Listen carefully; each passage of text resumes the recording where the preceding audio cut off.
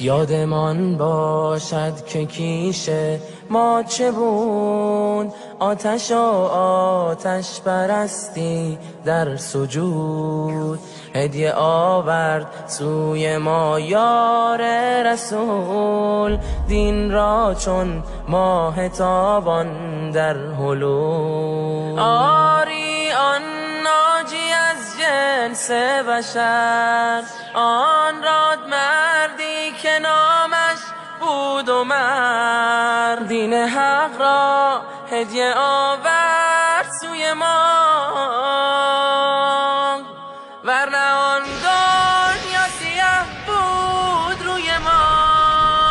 برادر جان به شعرم گوش کن، جام بیداری ز شعرم نوش کن.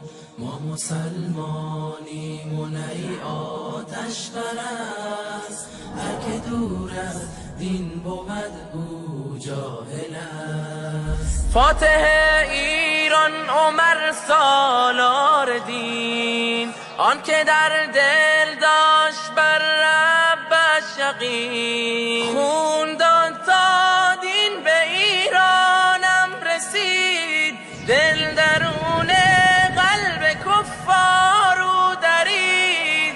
فاتح بیت المقدس بود عمر،